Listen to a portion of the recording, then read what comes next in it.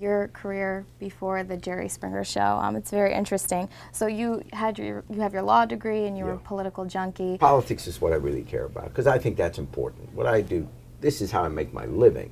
This is how I feed my family, but I can't tell you that it's my passion. My passion is political. Mm-hmm. And it's not just my personal history that I'm so passionate about it because, you know, my family's Holocaust survivors and all that. So obviously politics was our life and our death. It was everything to us. But then even here in America, I grew up in the 60s. You know, we lived in an era, I mean, starting at the beginning of my life, we had lived through a Holocaust, a world war, Vietnam, where everyone was going. People were rioting in the cities, burning down cities, burning draft cards.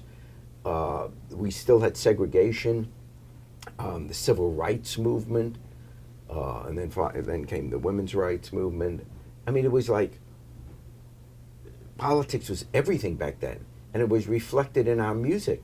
The popular music of the day was all political. You know, Bob Dylan, Pete, Paul, and Mary. Everybody was singing. You know, the music reflected the feelings of the time. You were mayor of Cincinnati at a pretty young age. Yeah. How would you say that's prepared you for the life you lead now?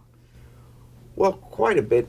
Every job I've ever had, I have the same constituency, but now that I think about it, because it's always been dealing with just regular folks, whether it was in politics or now my crazy show. Mm-hmm. It's always dealing with just regular people that are trying to have a life. Would you ever go back into politics? Well, I'm very active now.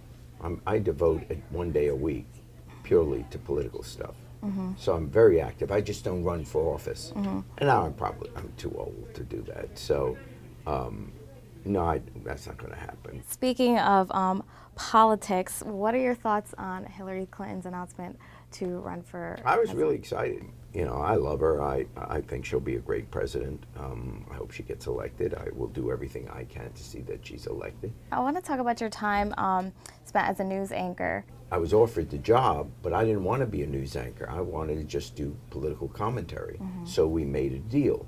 They would let me do my commentary if I would also agree to anchor. Okay. And that's how I wound up doing both.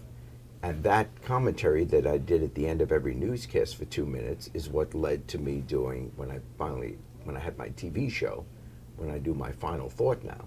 It's really, I got into that habit because I used to do that at the end of every newscast. You've been on Broadway, you've been in movies, you recorded a country music CD.